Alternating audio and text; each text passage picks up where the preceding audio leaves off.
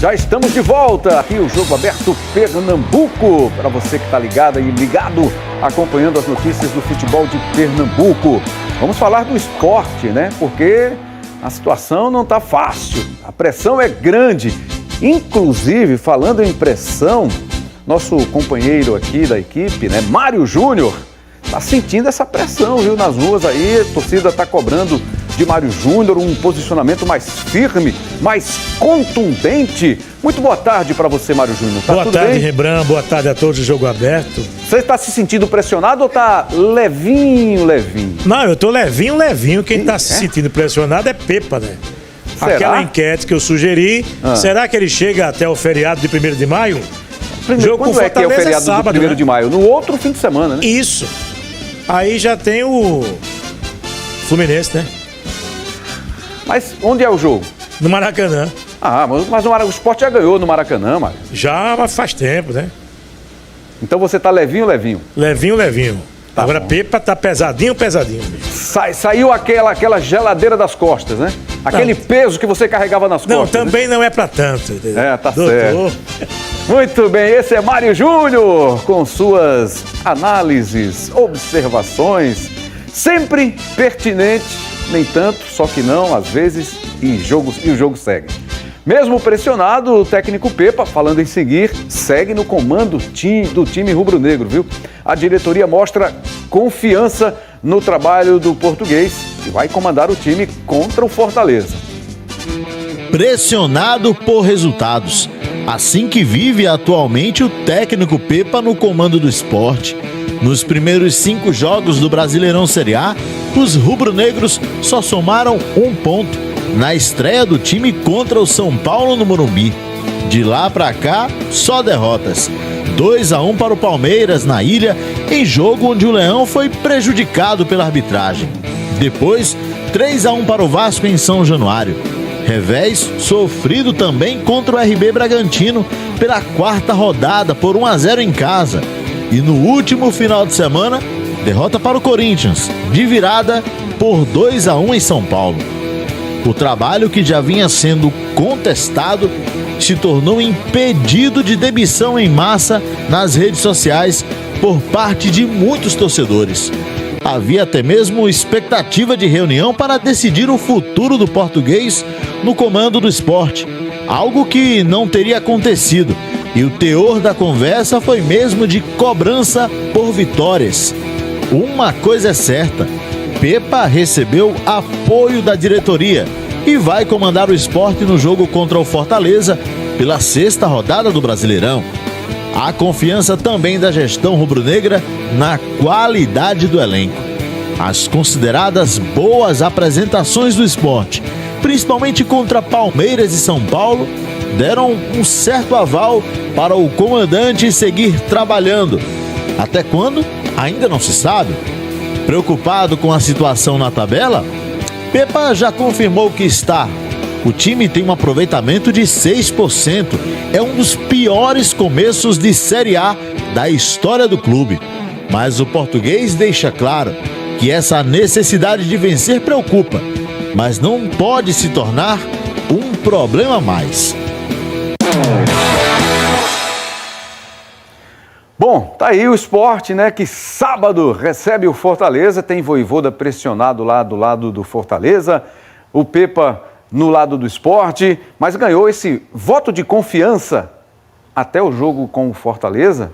Bom, a gente fica sempre naquela, né? Vai depender sempre do próximo resultado, ou estão confiando, acreditando e investindo no desempenho, de que esse desempenho virá em algum momento. Mas precisa vir logo, né? Se é para continuar mesmo com esse trabalho, esse desempenho, esse resultado, ou esses resultados de desempenho precisam vir juntos e logo, urgentemente aí, para o esporte tentar sair dessa situação. Está lá afundado na lanterna do campeonato. É só o começo, ainda faltam 33 jogos, 33 rodadas, mas você vai adiando, e aí chega uma hora que não tem jeito, né? Então ou sai logo, ou vai se complicar de verdade.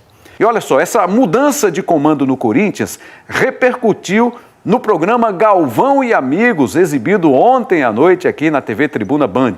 Galvão e os convidados do programa falaram sobre a suposta influência do holandês Memphis Depay nas últimas decisões do clube.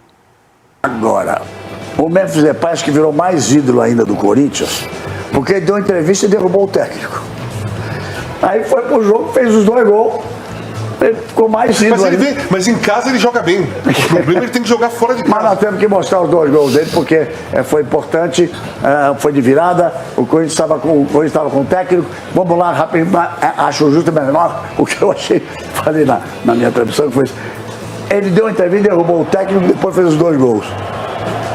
Aí o primeiro, e ele se posiciona bem para bater. Olha só, é um belo gol. Estamos falando de belos gols, é um belíssimo gol.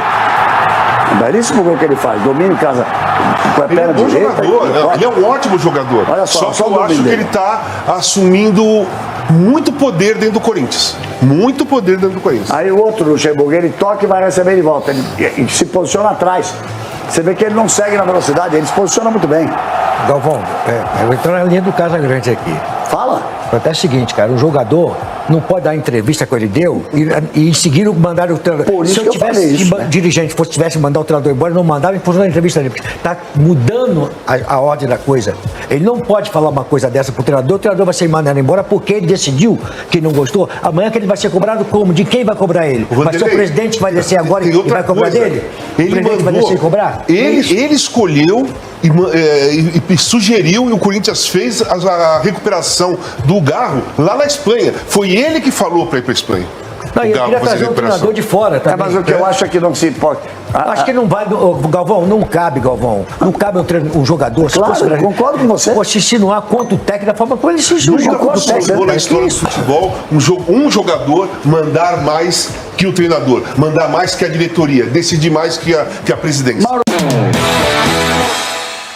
É um tema delicado, polêmico, e aí abre esse tipo de discussão, né?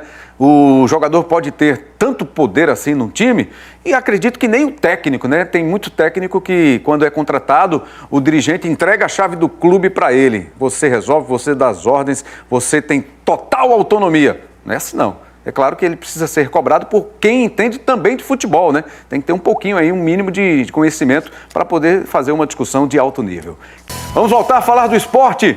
O técnico Pepa não poderá contar com uma peça importantíssima que vem se destacando no meio-campo rubro-negro. Veja na reportagem. Sábado, o esporte já se reapresentou nesta segunda-feira, de olho no próximo confronto.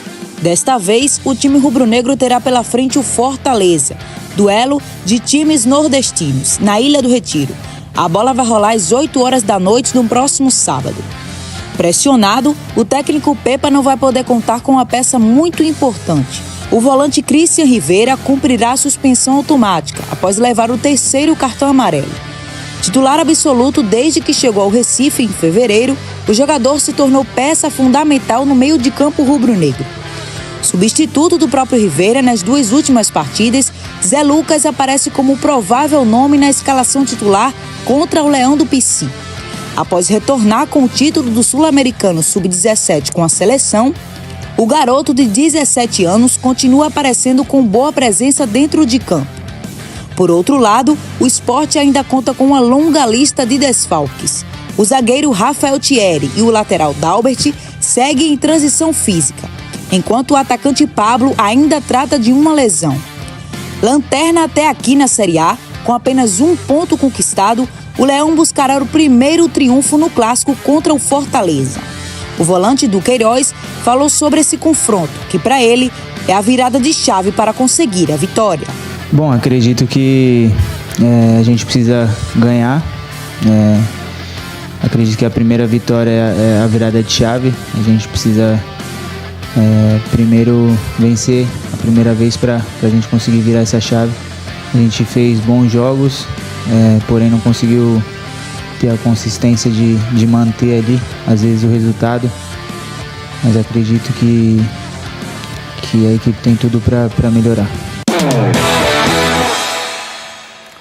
E olha só que legal. O atleta do esporte, Zé Lucas, que você viu aí também na reportagem, ele tem apenas 16 anos, está para fazer 17, né? Realizou uma ação muito bacana durante o fim de semana de Páscoa. Ele aproveitou o dia de folga para doar chocolates e cestas básicas para crianças e moradores ali da comunidade de Roda de Fogo. Zé Lucas tem sido a grande revelação do futebol pernambucano aí na atual temporada. O volante conquistou o campeonato pernambucano pelo esporte, além do sul-americano sub-17 pela seleção brasileira neste mês de abril.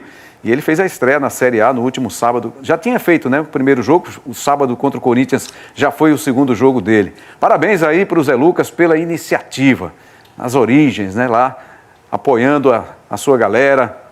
Muito bom aí ver essa iniciativa do Zé Lucas. E agora há pouco, olha só, o Sport informou que ampliou o tempo de contrato do meio-campo Zé Lucas e aumentou a multa rescisória do atleta. Campeão sul-americano sub-17, né? Com a seleção, Zé estreou profissionalmente este ano pelo Sport. Este ano, no time principal, ele já fez 11 jogos, 2 deles pela Série A do Campeonato Brasileiro. Tá certíssimo aí o Sport em ampliar o tempo de contrato e ficar de olho também aí, aumentar essa multa rescisória, porque certamente tem muita gente já mostrando interesse em levar o Zé Lucas. E é claro que o Sport precisa aí desse retorno de investimento.